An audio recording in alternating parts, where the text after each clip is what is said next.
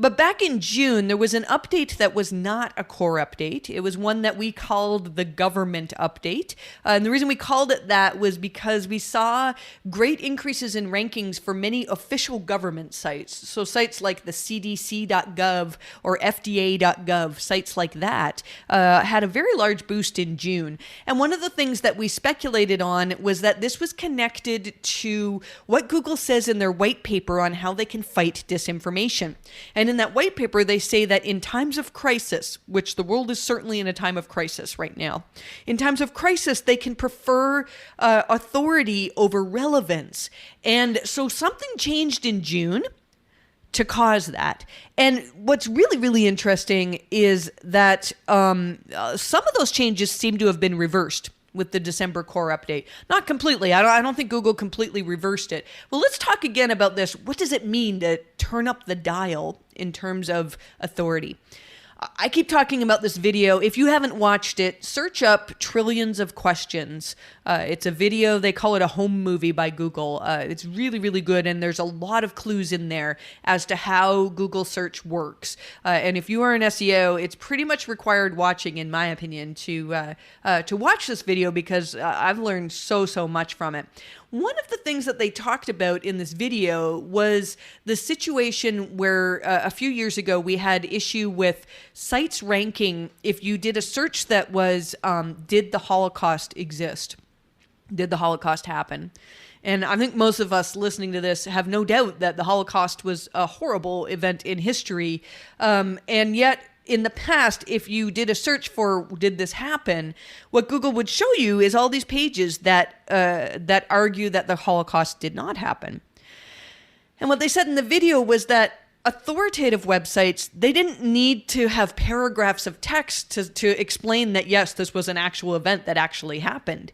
You know, if I wrote an article on, the December core update, I don't start off talking about whether or not it happened. I just write about it, right? And so the only sites that were talking about whether or not the Holocaust happened were kind of less reputable websites. And Google found them relevant to the query because the reputable websites weren't actually answering that question because it was just understood that, yes, this Holocaust happened. So what they said in this video was we turned up the dial on authoritativeness, and that made all the difference. Now, that was back then. That was a couple years ago. I don't think we're talking about the June government update. But what that tells us is that Google can just choose to determine, all right, at this time when the world is in crisis, if we're not sure about a certain query, then we're going to err on the side of caution and just show results from authoritative websites. Now, one example would be, let's say I did a search for a medical query. And maybe it's a medical query that Google doesn't have a lot of information on, but they see that they have a page from the Mayo Clinic on this particular medical query. Well, Google has enough trust in the Mayo Clinic that they can probably say, well, look, we don't need to fact check this across things in the knowledge graph. We don't need to prove that what the Mayo Clinic is saying is true because we have such trust in the Mayo Clinic. Now, let's say you had a personal blog and you had all these theories about this medical topic that really aren't backed and supported in other places. Well, why would Google want to rank your theory, even if it is more relevant to people who are searching on this potential cure or something that doctors don't all recognize as good?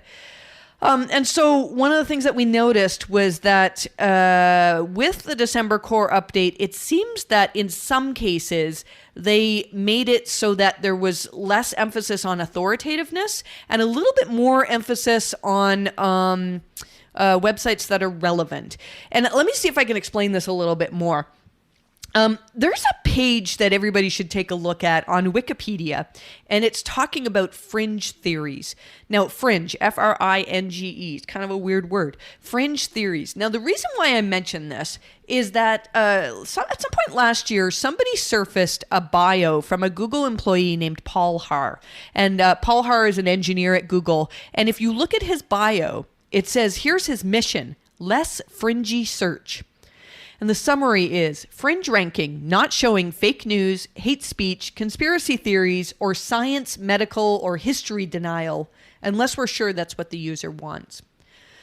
Now, that was interesting because what we found was that even if the user was looking for like alternative medical treatments and was searching on Google for it, it was very hard to find anything in regards to alt med.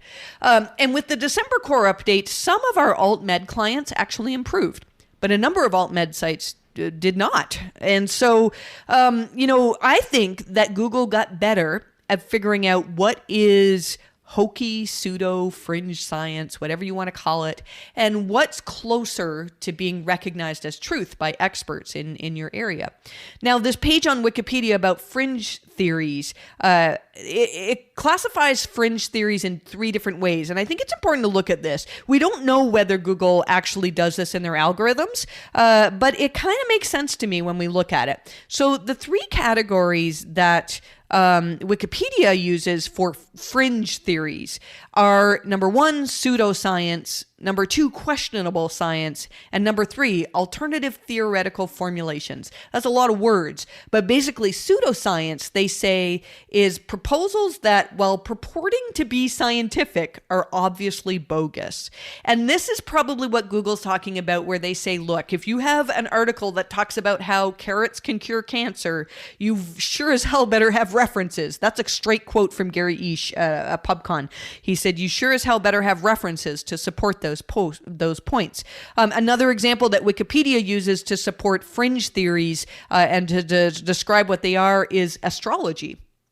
There's many people that believe in astrology, but really it's generally considered to be a pseudoscience, talking about, your sign and how that impacts your day-to-day life.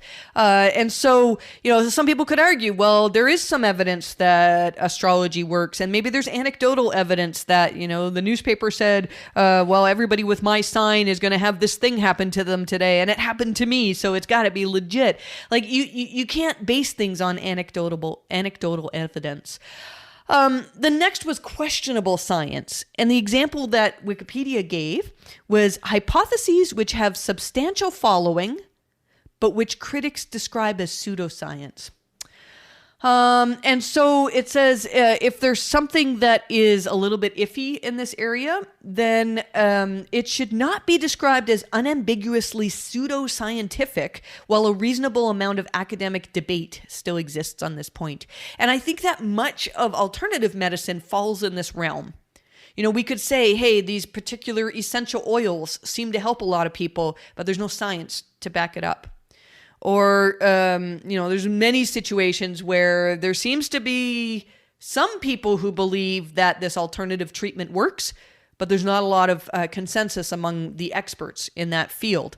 Which brings us to the third point, which is alternative theoretical formulations. And the reason why I mention this is this sort of talks about how some subjects can move from the point of being considered as pseudoscience to, all right, maybe we should consider this. And I think this is part of what's happening with some of the alternative medical clients that we had see improvements.